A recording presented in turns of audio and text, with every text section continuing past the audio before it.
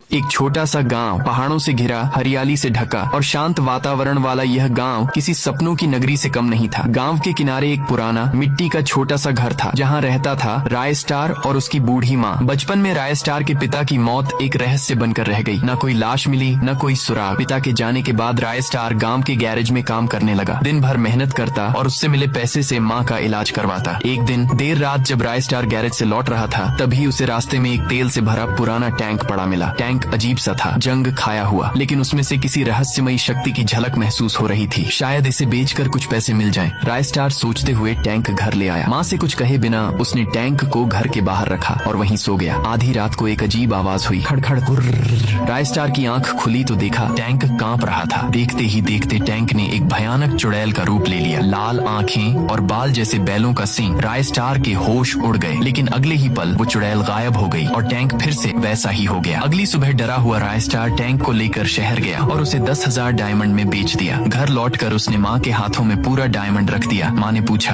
कहाँ से आया ये सब? मेहनत की है माँ, सब सच है। पर माँ की आंखों में डर था। बेटा, तेरे पापा भी यही कहते थे। और फिर वो लौटे ही नहीं। राय स्टार चुप रहा, दिल में डर था। अगली सुबह जब माँ डायमंड देखने कमरे में गई तो देखा डायमंड खूंखार जानवरों में बदल गए थे। वे हमला करने ही वाले थे कि माँ चिल्लाई, बेटा जल्दी आओ। राय स्टार दौड़ आया, लेकिन कमरे में सब कुछ शांत था। माँ, तुम्हें शायद भ्रम हुआ है। माँ कांपते हुए बोली, मैं झूठ नहीं बोलती बेटा। राय स्टार कमरे में आकर देखता है सब कुछ नॉर्मल था। रात को फिर अजीब आवाज आई, किसी लड़की के रोने की।